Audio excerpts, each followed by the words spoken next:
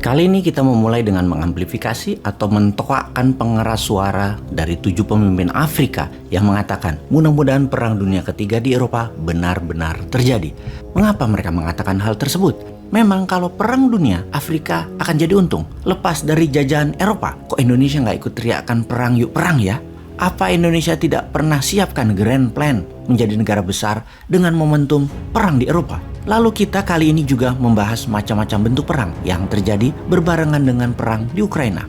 Dalam banyak episode kita sudah menginformasikan bahwa sejak tahun 2017 dunia dalam keadaan perang. Namun bagi mereka, terutama pejabat yang memang tidak memahami geopolitik dunia, tidak pernah mengikuti sekolah kepemimpinan, SESCO, atau Lemhanas, topik ini memang tidak difahami. Bahkan buzzer yang tugasnya dan bayarannya hanya untuk menyerang lawan atau oposisi, tidak pernah menyerang substansi atau konten apapun. Pokoknya yang berbeda diserang. Gak perlu membahas pakai ilmu, pakai menyerang fisik atau hal yang tidak berhubungan dengan konten. Yang penting orang yang mendengar seruan buzzer tersebut bisa benci dengan yang beda pendapat dengan kebijakan pejabat yang baru.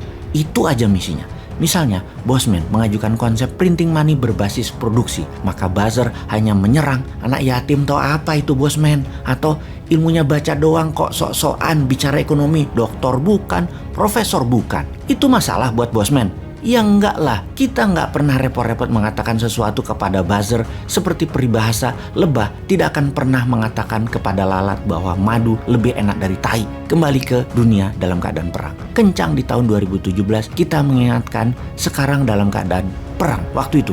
Maka mengatur negara haruslah dengan war mode. Mengatur ekonomi juga dengan war mode. Bahkan kita ingatkan dengan buku The Economist at War, Alan Bollard penciptanya, sebagai salah satu contohnya. Namun otak sederhana memang mengartikan perang itu adalah dar der dor. Dan bahkan pejabat yang serba bisa mengatakan 40 tahun lagi Indonesia itu tidak akan perang. Perang masih aja diartikan dar der dor, bedil-bedilan. Dia ini padahal jenderal loh yang ngomong, namun sudah jadi jenderal cuan sekarang, bukan jenderal mempertahankan tanah air lagi, tetapi mempertahankan jabatan sak matee sampai mati. Kita lanjut. Setahun kemudian kita mengingatkan berulang-ulang akan pelajaran di Akademi Militer yang selalu mengingatkan di awalnya perang ekonomi, di akhirnya selalu akan terjadi perang militer. Sudah siapkah kita? Kemudian terjadi perang militer di tahun 2022. Namun ternyata masih juga dianggap perangnya ribuan kilometer dari Indonesia. Tenang, masih jauh. Begitu kira-kira. Nggak ngaruh buat kita. Jadi cuekin aja. Tetap urus proyek. Tetap kerja urus proyek. Apa benar nggak ngaruh? Bagaimana kalau kita menceritakan apa yang terjadi di Sri Lanka pada saat ini? Lanjut.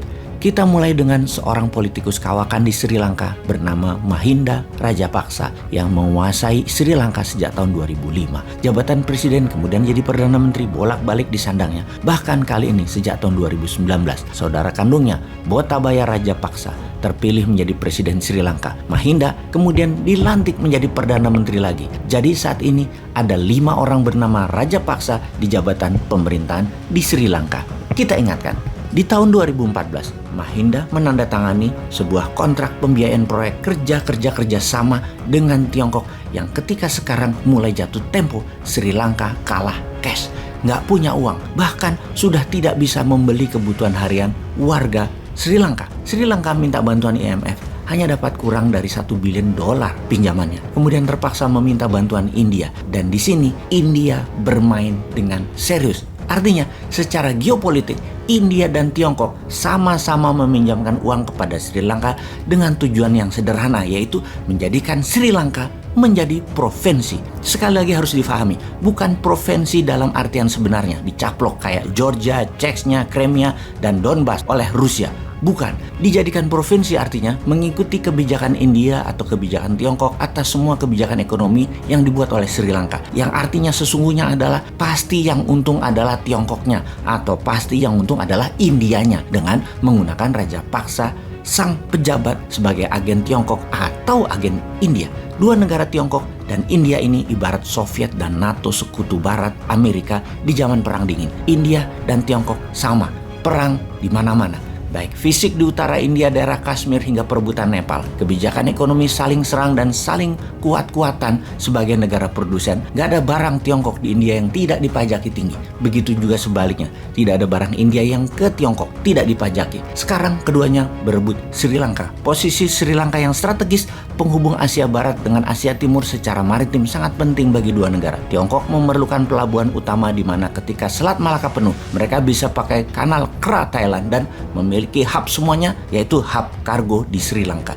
Demikian juga India yang menganggap Sri Lanka adalah buffer country, ibarat Ukraina di mata Rusia yang akan dicaplok NATO. Geostrategi kedua negara India dan Tiongkok memang matang. Namun sekarang Raja Paksa sedang ditekan oleh kebijakannya yang termakan oleh proyek dan uang Tiongkok, di mana tidak bisa membayar plus harga naik di dunia membuat bukan saja mahal barang-barang seperti bensin, minyak goreng, susu, tepung, beras, tetapi barang-barang tersebut langka, tidak ada, hilang.